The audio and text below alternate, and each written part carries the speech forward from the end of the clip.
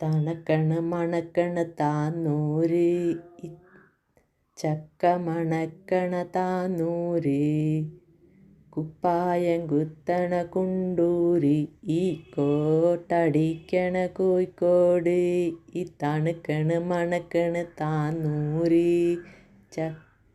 ചക്ക മണക്കണ താന്നൂര് കുപ്പായം കുത്തണ കുണ്ടൂര് ആ കോട്ടടിക്കണ കോഴിക്കോട്. ഈ ചക്ക കണ്ടപ്പോൾ എനിക്ക് ഈ പാട്ടാണ് ഓർമ്മ വന്നിട്ടാ. പിന്നെ താന്നൂര് നല്ല ചക്ക ഉണ്ടായിരുന്നു എന്നുള്ളത് മമ്മൂട്ടീൻ്റെ ആ ഡയലോഗ് ഉണ്ടല്ലോ, താന്നൂര് ചെന്നപ്പോൾ ചക്ക കഴിഞ്ഞെന്ന് പറഞ്ഞ ആ ഡയലോഗ് ഓർമ്മ വന്നുപോയി. ഇത് നല്ല പഴഞ്ചക്കയാണ് കേട്ടോ.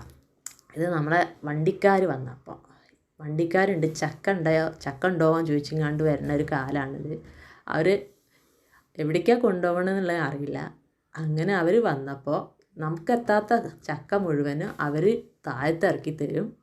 അവർക്ക് ആവശ്യമുള്ള ചക്ക അവർ കൊണ്ടുപോകും, ബാക്കി ചക്ക അവിടെ വയ്ക്കും. അങ്ങനെ ഏട്ടൻ്റെ ഇവിടുത്തെ ചക്കയാണ്.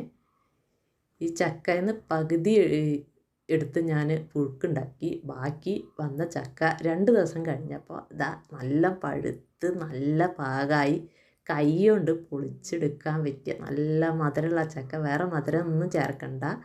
ഈ ചക്കട ഉണ്ടാക്കാൻ പറ്റിയ ചക്കയാണ്. നമ്മളിത് കൊണ്ട് ചക്കട ഉണ്ടാക്കാൻ പോവുകയാണ് കേട്ടോ.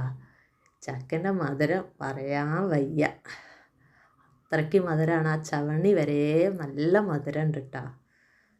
എന്താ മഞ്ഞ നിറല്ലേ.